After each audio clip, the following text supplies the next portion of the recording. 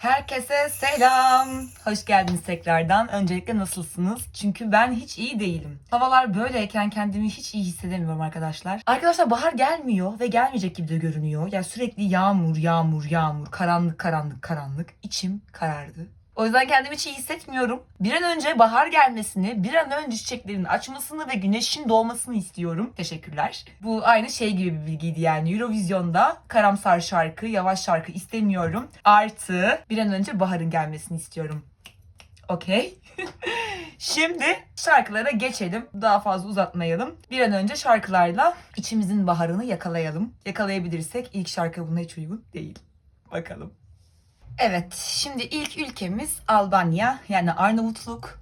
Arnavutluk benim genel olarak müziğini çok beğendiğim bir ülkedir. Kaç senedir yani 24'ten beri hep müziklerini çok beğenmişimdir, şarkılarını çok beğenmişimdir. Ve bu sene de beni hiç yanıltmadı. Hatta bu sene en beğendiğim şarkılar arasına girdi. Yani ilk beşimde benim Albanya var. Ön bir bilgi verdim, çok erken oldu bu bilgi için ama bu sene beni gerçekten çok etkiledi. O yüzden şarkı ilk dinlediğim andan ve bu videoları çekmeye ilk karar verdiğim andan beri Arnavutluk bir an önce yorum yapmak istediğim ülkeler arasında. Öncelikle Alice hakkında bilgi verecek olursak, zaten Alice baktığınızda da çok yine o da işinde gücünde bir insan gibi görünüyor. Gerçekten sesine, sadece müziğine odaklanmış biri gibi görüyorum. Alice 2003 doğumlu, bayağı genç bir arkadaşımız ve o da kendi ülkesinde X Factor'e katılmış ve kazanmış. Alice kendisi piyano çalabilen, enstrüman çalabilen bir sanatçımız. Direkt şarkıyı açmak istiyorum. Şarkıyı dinleyelim, onun üzerinde konuşalım istiyorum. Alice ve Nan.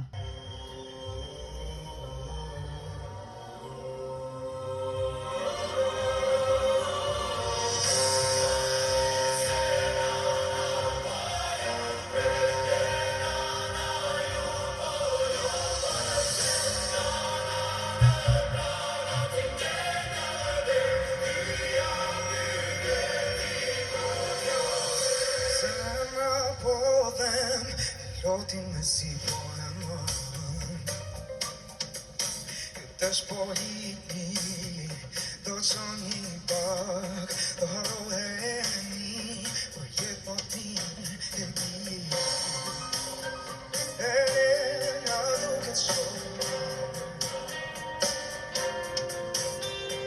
lubię co, to, jest mylwa, to zamora,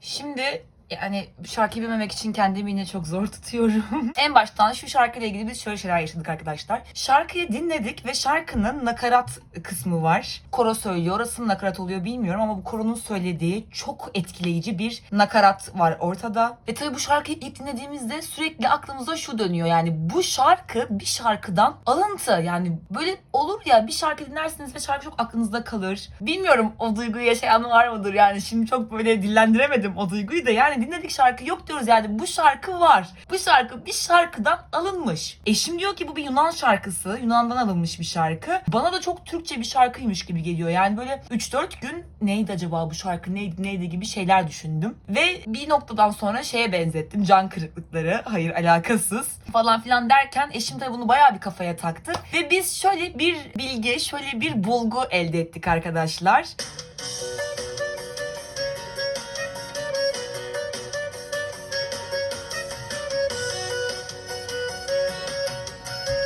Bir minik sanki benziyor. Bilmiyorum artık bu şarkıdan haberdar mıdır, değil midir? bu şarkıyla bir alakası var mıdır yok mudur bilmiyorum. Benzettim ben. Fakat inanın yani önemli olan neyi nasıl yapıyor olmakla alakalı bence. Şimdi Alice'in şarkısından o kadar güzel bir şarkı ki. Yani bu şarkı herhangi bir şarkının aynısı olsaydı, bir cover bile olsaydı beni çok almıştı. Yani bir şeyi güzel yapmak da önemli bir mesele bence. Çok güzel yapmış. Böyle yaptıysa da yapmadıysa da yine bu bilgiyi vermek, bunu söylemek istedim size. Onun dışında derseniz ki, sorarsanız ki buldunuz mu, bir şarkıdan mı alınmış? Bunun haricinde bir bulgum yok. Yani bu şarkı bir yerden alınmamış. Bana çok benzer gelmiş. Bu da güzel bir şey olsa gerek yani. Bir şarkı yapıp böyle bir şeylerin anımsatması, yani bir şeye benzetmek de güzel bir şey olsa gerek. Yani yıllardır bu şarkıyı dinliyor gibiyim ilk dinlediğimden beri. Çok etkiledi beni nakaratı. Şunu söylemek istiyorum bir de. Şarkıya girdi ya. Ben Alice'in sesini çok beğeniyorum. Yani kendisini takip ediyorum sosyal medyada. Aynı zamanda birkaç şarkısını dinledim. Bu şarkıyı piyano eşliğinde yaptığı akustiğini de dinledim. Alice'in sesi çok güzel bence. Fakat buradaki canlı performansında sesini ön plana çıkaramamış. Yani burada herhangi bir ses dinliyor gibiyim. O yüzden biraz soru işareti bende. Daha dinleyelim bakalım.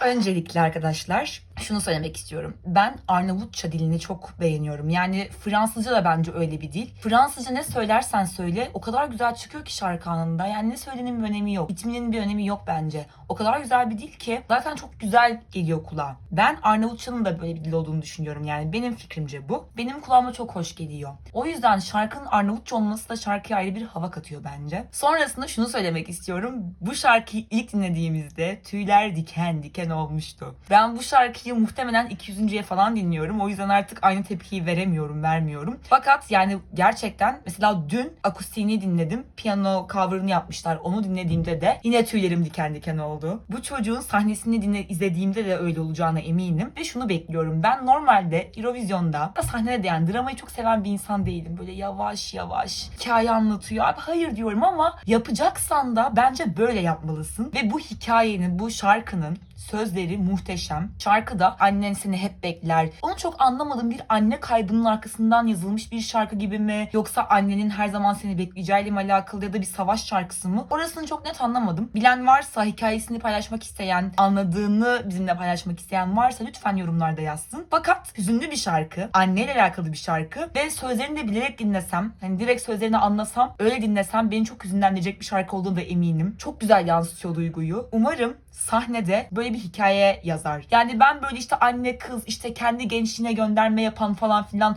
çok yapıldı bunlar Eurovision'da ve biraz bunu banal, sıkıcı ve karamsar buluyorum. Fakat böyle bir şarkı yapıyorsan da yani şu şarkının hakkı bunu sahnede hikayelendirmektir bence. O yüzden ben bunun bir hikayesini izlemeyi çok isterim. Aynı zamanda Alice'in sahnede yani şu sahnedeki ses olsa eğer yani Eurovision'a şu sahnede çıkarsa bu sesle bu görselle çıkarsa evet orkestra okey iyi ama bu şarkının daha da bir şey eklenmesi lazım. Daha bir duyguyu. daha bir hikayeyi yansıtması lazım bence. Bu ses ve bu sahneyle hayır. Yani Arnavutluk hiç konuşulmuyor, abartılmıyor gibime geldi. Çünkü ben öyle görüyorum yani. Kimsenin Alice Alice nan nan diye böyle bağırdığını, inanılmaz yorumlar yaptığını ve favorilediğini hiç görmedim ve buna çok şaşkınım. Yani yorumlarda bile kimse Albania'ya sormuyor arkadaşlar. Neden bilmiyorum. Ben şu şarkıyı ilk dinlediğim andan beri bu şarkı için çok heyecanlıyım. Ve neden heyecanlandırmadı sizi bu şarkı bilmiyorum. Merak ediyorum yani. Neyse yani evet belki de şu görselden ve şu sesten dolayıdır. Ama ben çok takip ettiğim için Alice'in gerçekten sesinin ne kadar muhteşem olduğunu bildiğim için bu ses değil.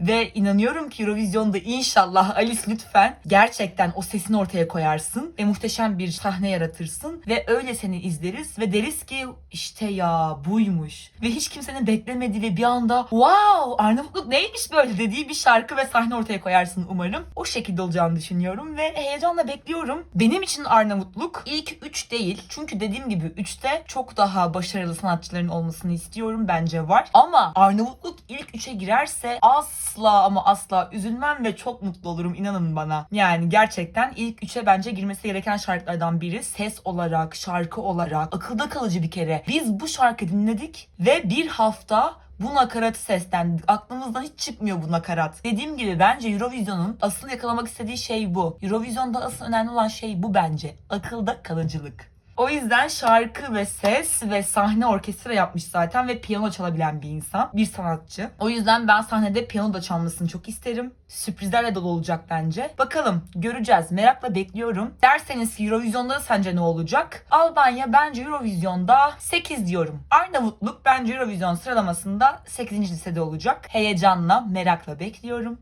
Sıradaki şarkıya geçelim.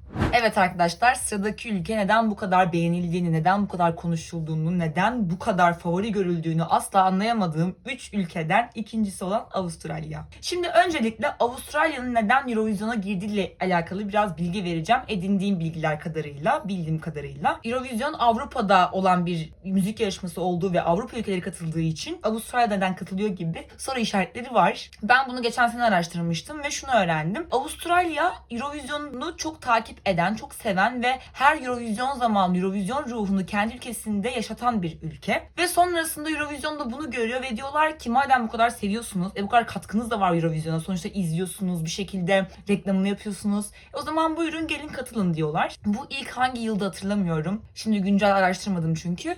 Neyse öyle deniyor ve Avustralya Eurovision'a katılıyor bu şekilde. Ve katıldığı günden beri de çok büyük bir başarı elde etmiyor diye biliyorum. Hiç birinciliği yok diye biliyorum. Ama hiç de vazgeçmiyorlar bu sevdadan. Ve hatta bildiğim kadarıyla bir tek geçen sene hatırı sayılır bir şey. Yani yarı finali bile geçmeleri herhalde bir tek geçen sene oluyor. Ki geçen sene güzel bir şarkı yapmışlardı bence de. Ben sevmiştim. Neyse Avustralya'nın katılma macerası böyle. Bu sene de Avustralya çok konuşulan bir sanatçıyla katılıyor. Delta Goddard. Delta 84 doğumlu. Zamanında yani ne zaman? İlk albümünü 2003'te yapıyor ilk albümünü. Ve bu albüm Avustralya'da müzik listelerinin birinci, İngiltere'de ikinci sırasında yer ediyor. Ve sonrasında yayımladığı 2 albümle de Avustralya listelerinde zirveye oturuyor. Ve kendisi ARIA Müzik Ödülü sahibi. Bu da Avustralya'da müzik endüstrisindeki en iyi sanatçılara verilen bir ödülmüş. Delta'nın çok konuşulmasının sebeplerinden biri de sanırım 18 yaşında ciddi bir hastalık geçiriyor ve atlatıyor. Çok şükür geçmiş olsun. Böyle bilgilerimiz var kendisiyle alakalı. Yani Delta çok konuşuluyor.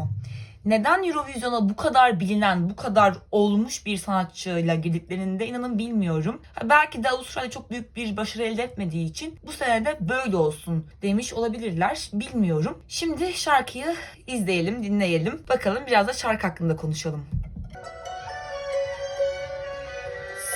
Sanırım sahnesi yok. Shadows in the moonlight, dancing with the sun. Planets are aligning to love as one, and it won't be long till the morning comes. In a sky full of stars, no lives were above. We've only just begun. One touch.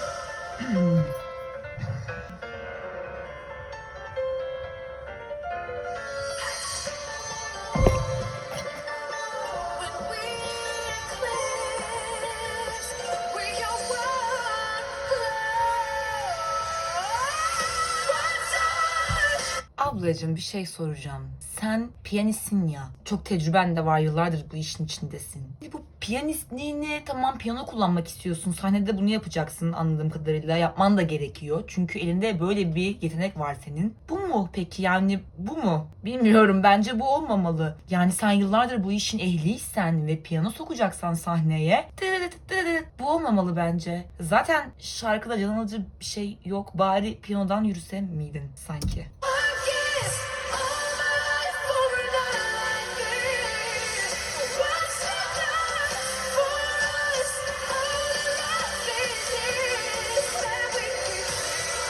Bu ne biliyor musunuz? Bence yine benim fikrimce geçen senenin Gaia'sı. Polonya, hatırlayın. Aynı şekilde çok ünlü bir ablamız vardı. Abla yaşını göstermeyen bir ablaydı. Sesi güzeldi, şarkı fena değildi, şarkı güzeldi. İnanılmaz bir sahne performansı yaptı. Ama arkadaşlar yani öyle olmuyor ya o işler işte yani. Bu da bana onu anımsattı yani. Yine aynı soundlar, aynı tarzda bir şarkı. Yine çok başarılı bir sanatçı. Aynı ruh. Sahneyi de düşünebiliyorum yani. Aynı tarz bir sahne yapılacak. Ama işte yani gibi. Bilmiyorum.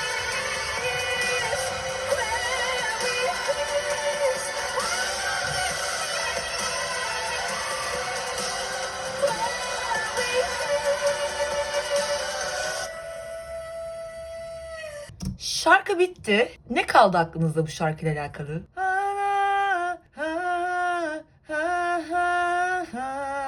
Yani bu melodi tamam şu an aklımda kaldı ve her çalışımda bu muydu ya diyorum, okey. Ama gerçekten sabahları uyanıp mesela bu şarkıyla uyanır mısınız? Bilmiyorum, beni hiç almadı. Çok sıradan bir şarkı bence. Hiç yani Eurovision ruhuyla alakalı hiçbir şey göremiyorum, bulamıyorum. Bu arada ablanın sesi de güzel, okey, ama bence bu seneki Eurovision'da şu sesin üzerine çıkabilecek 10 tane direkt söyleyebileceğim ses var. Neden bu kadar aldı bu şarkı sizi? İnanın bilmiyorum. Yorum yapamıyorum. Yorumlayamıyorum. 2026 yorumlayamıyorum şu an. Yani ben ne bileyim ya. Yok. Hayır. Hayır, almadı beni. Daha fazla yorum yapmak istemiyorum. Geçen seneki şarkı gerçekten bence Eurovision şarkısıydı. Yani o sahne benim yıllarca unutamayacağım bir sahne ve unutamayacağım bir şarkıydı. Eurovision'a katılıyorsanız böyle şarkılarla katılmalısınız bence. Zaten ablacığım sen yıllardır bu sektördesin. Sen yıllardır bir sürü ödüller almışsın. Sesin ispatlanmış. Yani neden Eurovision'a katılıyorsun ve böyle ya yap. Ne bileyim, bir risk al, bir değişik bir şey yap, çık şu kabuğundan, farklı bir şey yap. Neden bu kadar risksiz? Bakın sinirlendim. Neden? Tamam geç ya, tamam bu kadar yani. Ben buysa eğer, Eurovision'a girmesi gereken şarkı buysa ve ses buysa okey. Ben anlamıyorum zaten, ben yokum. Diğer şarkıya geçelim. Evet, şimdi sıradaki ülkemiz Lüksemburg. Temsilcimiz Eva Maria, Mother Nature şarkımız. Bu herhalde bu videoda hiç hareketli bir şarkı olmayacak gibime geliyor. Full böyle karamsar gidiyoruz yavaş yavaş. Gerçi bu şarkı karamsar bir şarkı değil. Bu şarkı yavaş ama sözlerini anladığımızda aslında çok böyle çiçekler böcekler açan bir şarkı.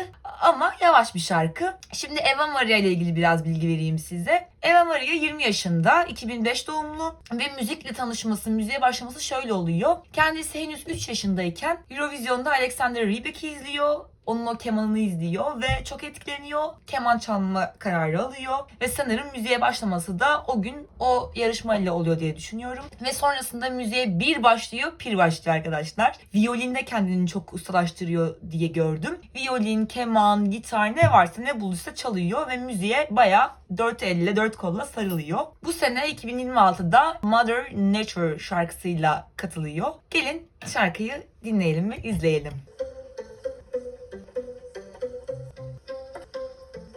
From the start, when all was fun and games, wasn't hard, but all good things came. Back when I was younger, I planted a seed under the moonlight, and even when there's thunder, I go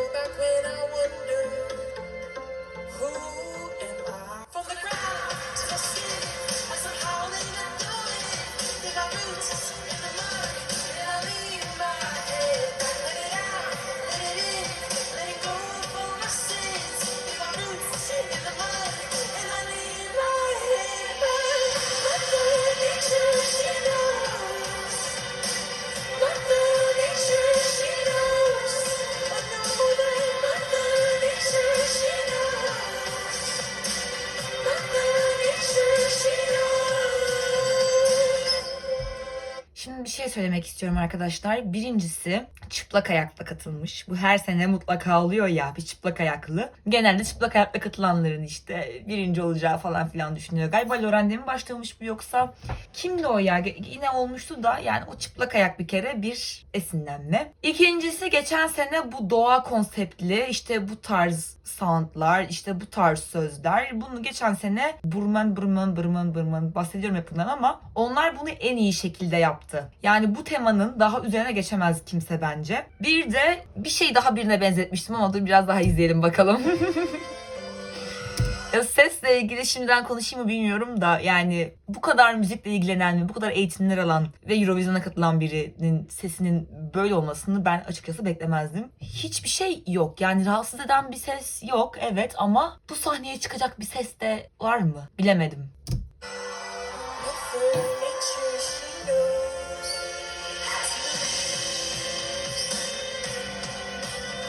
how they grow back again.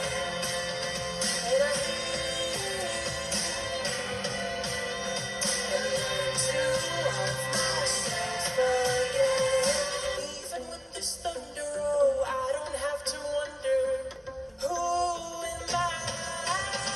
From the ground to my skin, as I'm howling in the wind. Live my roots in the mud, and I leave my head. Let it out, let it in, letting go of all my sins. Live my roots in the mud, and I leave my head back. Mother Nature, she knows. Mother Nature, she knows. Kızım tavırları çok sinirimi bozdu. Çıktı kemanda.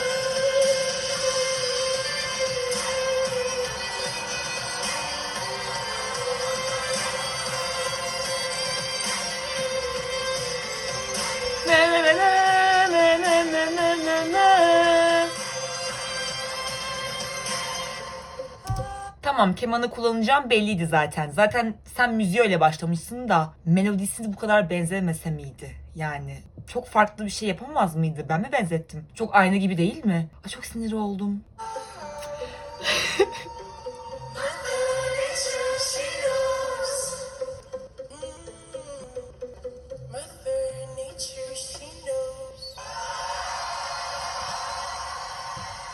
Geçen sene Ukrayna'yı izleyin. Şu neden dediğimi anlayacaksınız. Şu ışıkta çıkarttı ya oradan. Arkadaşlar bu şarkı, bu arada tabii temsilciler kendi arasında videolar falan çekiyor, yani bu şarkıya sık sık video çektiler. Şarkının sözleri güzel. Nakarattaki o şey de güzel yani.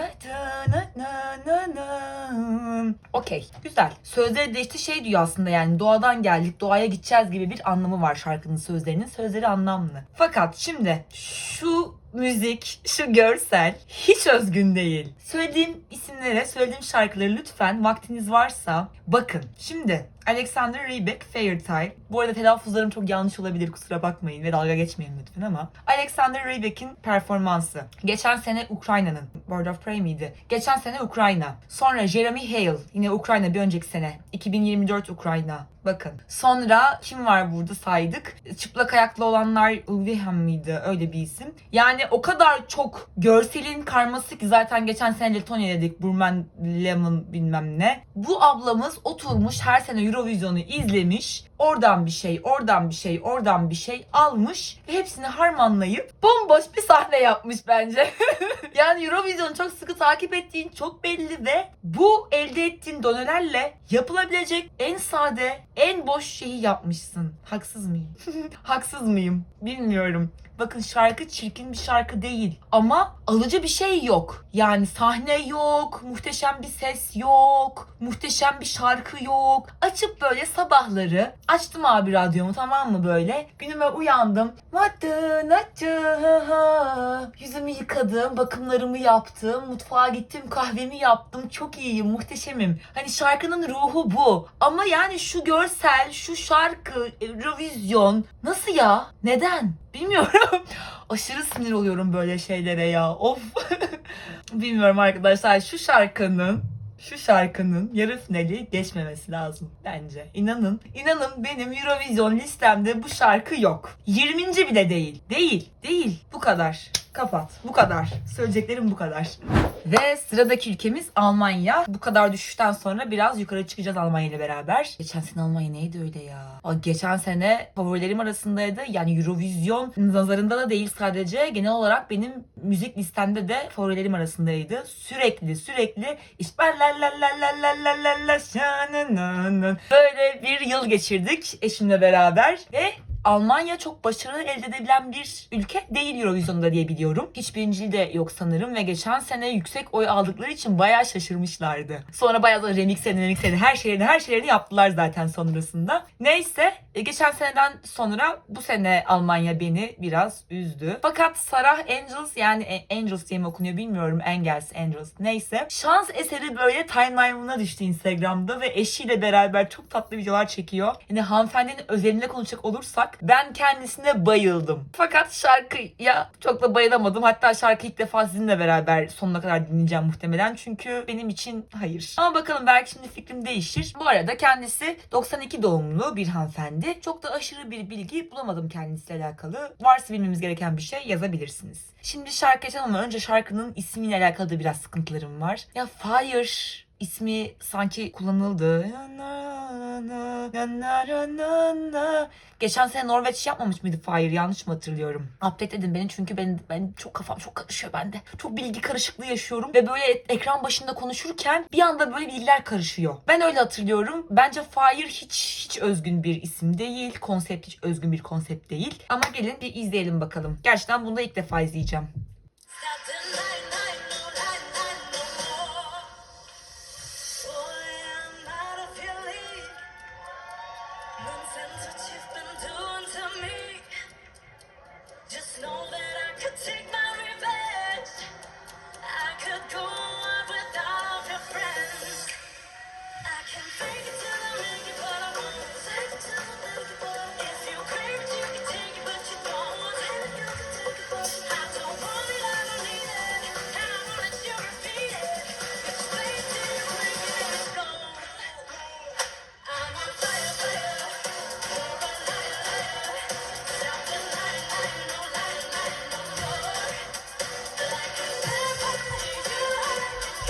Size bir şey diyeyim mi? Şimdiye kadar izlediğimiz ülkeler arasında, kadınlar nazarında konuşuyorum, en iyi hazırlanmış sanatçı bence Sara. Kostüme, sahnedeki duruşuna, hakimiyetine bayıldım. Üstelik ses de güzel bir ses gibi ama çok mu başarılı? Ben aşırı başarılı bulmadım. Ama bence güzel bir ses. Bir ufak rahatsız etti ama.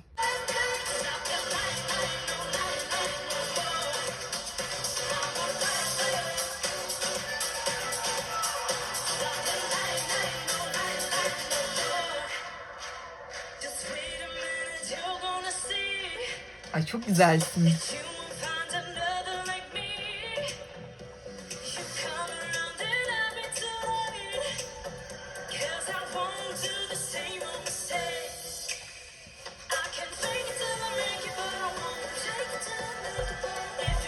Şöyle bir şey hissediyor musunuz ya? Bana mı öyle geldi? Şarkı böyle sıkışmış gibi. Sanki böyle patlaması gerekiyor. Daha büyük bir patlama yaratması ve daha bir ritmin değişmesi gerekiyor. Ama böyle bir sıkışık kalmış gibi. Bana mı öyle geldi? Öyle bir hissiyat oldu bende.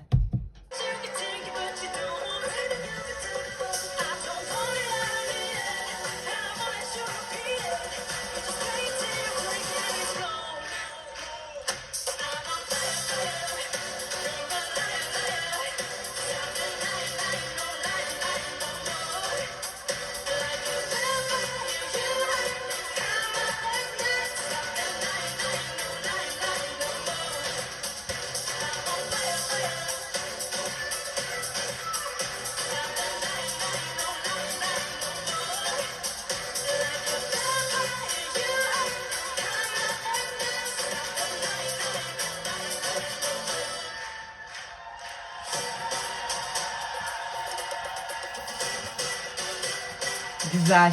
Aferin.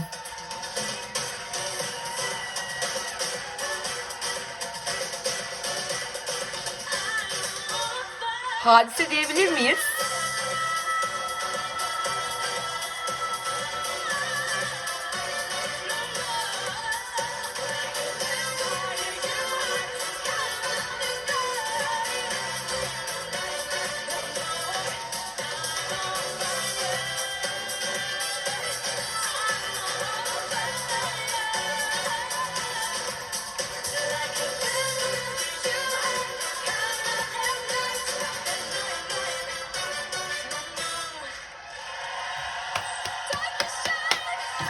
Dankeschön. Sara'ya bayıldım. Ya gerçekten sahneye çıktığında sahneyi alan, kendini izleten bir sanatçı. Sara'ya bayıldım. Bu şarkı bir Eurovision şarkısı mı? Kesinlikle bir Eurovision şarkısı. Bu şarkı bence başarısız, sıradan bir Eurovision şarkısı. Yani sahneye bayıldım. Şimdiye kadar sahnesini izlediğim insanlar arasında en çok sahneye alan, kendini izlettiren ve enerjiyi yakalayan sanatçılardandı kendisi. Kadınlar arasında da en başarılıydı gerçekten. Çok özenmiş giyimine, kuşamına, dansçılarına, dansına. Çok özenmiş ve şarkı gerçekten akılda. Hayır, hayır, hayır, hayır, no more. Akılda kalıcılık evet, sahne evet, sesi güzel bir ses bence. Ama hani wow etkileyici mi? Yani aslında çok da güzel gırtlak falan yaptı. Bence evet etkileyici güzel bir sesi var. Ama işte şarkı pop olduğu için o güzel sesini çok gösteremiyor bence. Yani baktığınızda çok iyi bir ses mi dersiniz buna? Bence öyle değerlendirmezsiniz ama sahnesi, enerjisi muhteşemdi. Kesinlikle yarı finali geçecek. Aksi düşünülemez. Gerçi zaten Almanya'da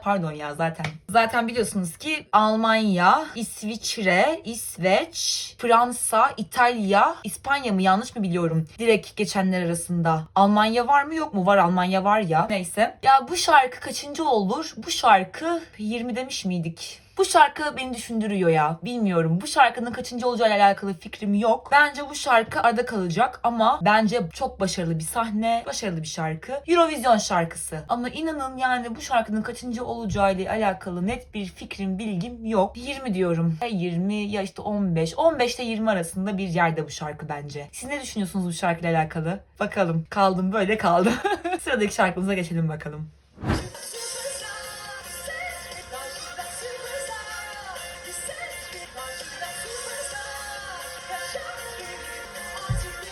Evet arkadaşlar, sırada San Marino ve Superstar var. Bu Türkiye'nin Superstar'ı. Biliyorsunuz ki 2006'da biz de Superstar isimli bir şarkıyla katılmıştık Eurovision'a. Bu sene de Senhit Superstar adlı bir şarkıyla katılıyor. Fakat Senhit Eurovision'a ilk defa katılmıyor. Senhit Eurovision'a ikinci defa da katılmıyor. Arkadaşlar size biraz Senhit'ten bahsedeceğim. Öncelikle Senhit adını doğru söylüyorumdur bence. Şimdi ben Senhit'i çok net hatırlıyorum kim olduğunu ve eminim ki Eurovision izleyenleri de aynı şekilde hatırlıyordur. Geçen seneden hatırlıyorum. Nasıl? San Marino'nun kime oy vereceğini işte hani 12 puanı kime verdiğini söylerken 12 puan mı oluyor 6 puan mı? Benim bilgilerin karışıklığı. Neyse hani her ülkeden bir kişi çıkıp diyor ya hani ben şu ülkeye biz puanımızı veriyoruz. İşte San Marino'daki o kişi Senhit'ti. Ve sonra baktığımda Senhit aslında çok fazla Eurovision'un arka planında kulislerde röportaj da yapıyordu Senhit. Yani sürekli herkese röportajı vardı Senhit'in. Ve yani akıllarda bir soru bu Senhit kim? Her yerden çıkıyor. San Marino ile ilgili, İtalya ile ilgili hatta Avustralya ile ilgili her yerden Senhit çıkıyor. Ben çok araştırdım da Senhit sanırım Eurovision'a bağlı mı çalışıyor?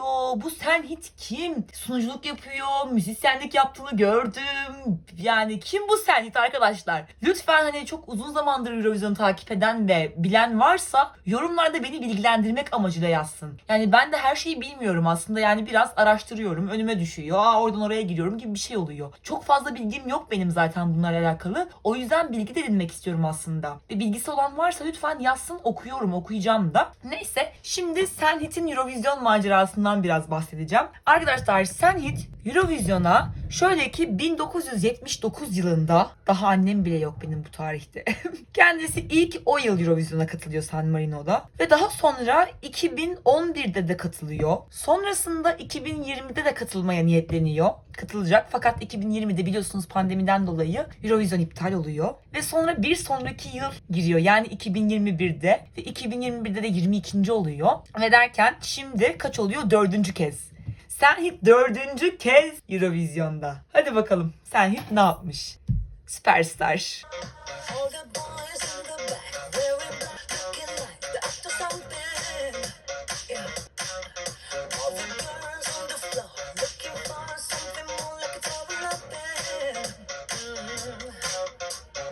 Neon lights, smoky eyes, dripping diamonds, flashing lights. There you are. Oh, look at you, staring at your shoes like you're scared of something. Oh, baby, there you are.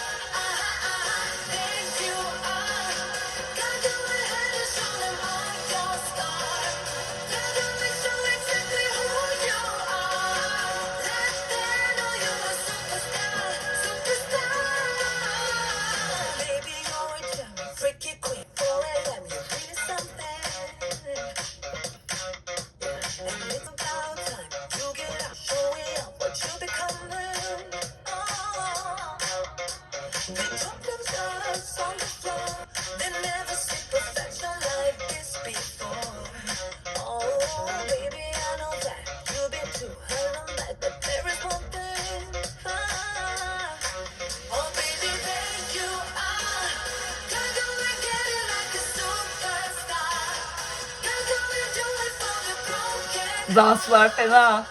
Baby, you're a superstar, superstar. Yeah, you are. Got my head and shoulder mark your scar. Look at me, show exactly who you are. Let them know you're a superstar, superstar.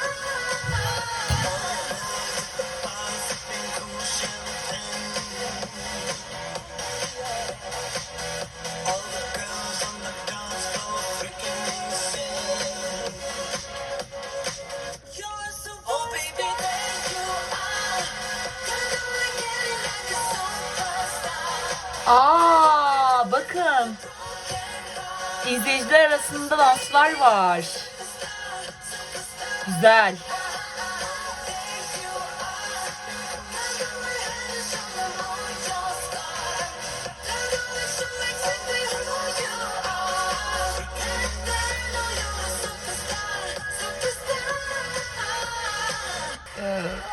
Arkadaşlar bence fikrimce San Marino zaten çok küçük bir ülke ya. Zaten yeterince insan yok. Yani insan yeterince olmadığı için yeterince sanatçı da yok. Geçen sene Gabri Ponte ile katıldılar zaten. Yani Gabri Ponte inanılmaz bir prodüktör ve DJ diye biliyorum. Ben sevmiştim ve çok aslında arkadaşlarım da sevdi de eşim pek bilmiyorum onu almadı. Neyse yani zaten Gabri Ponte bırakın San Marino'da hani dünya genelinde çok iyi bir sanatçıydı. Onunla çıktılar. Bence yani zaten ondan daha iyisi bulunamazdı. San Marino şansa geçti derken. Yani bence San Marino'da insan yok. İnsan varsa sanatçı yok. O yüzden bunlar Eurovision'a katılmak da istiyorlar. Çünkü İtalya'ya destek olmak istiyorlar bence. Ama işte sanatçı bulamadıkları için her yıl böyle işte Sen Hit bence gidiyor. Öyle bir durum var bence ve hani boş kalmasın, ülkemiz de orayı temsil etsin diye öyle eğlenmek için sanatçı gönderiyorlar diye düşünüyorum. Bu da öyle yani. Hani arada böyle bir reklam gibi olmuş. Bu şarkıyla ilgili yorum ne yapabilirim bilmiyorum. Sanatçının sesi güzel zaten yani rahatsız etmiyor. Okey, sahnenin enerjisi de güzel ama inanın şu şarkıya, şu sahneye yapacak bir yorumum yok. Yok. Bu arada çok da sevilen de bir şarkı olduğunu gördüm ben. Yani işte bu bence geçen sene mi Diva diye bir şarkı var diye, İspanya'nın Diva Diva Diva Diva. O ruhu, o şarkıyı sevenler bu ruhu, bu şarkıyı da seviyor bence. Ama benim için çok sıradan, düz bir şarkı. Çok da yorumlayacak bir şey bulamıyorum. Bu kadar. Kusura bakmayın. İnanın yani yorum yapacak bir şey bulamıyorum. San Marino'yu da böyle bitirelim arkadaşlar. Ve 5 ülkenin daha sonuna geldik. Bir videonun daha sonuna geldik. Sırada arkadaşlar 14 ülke var daha. Yapıyorum. Niye bitmiyor bilmiyorum. Ve henüz çok sevdiğim, hayran olduğum ama yorumlamadığım ülkeler var. Bayağı var, hatta bakıyorum şuraya. Sizce benim favori ülkem, favori şarkım hangisi? Zaten ben bu 14 ülkeyi de yaptıktan sonra sıralamalara geçeceğim. İşte Eurovision'a göre şöyle olacak sıralamalar, bana göre böyle olacak gibi sıralamalar yapacağım. Öyle videolar çekeceğim. Yorumlarda bekliyorum. Hepsini okuyacağım. Sizce benim en beğendiğim şarkı hangisi? Bakalım.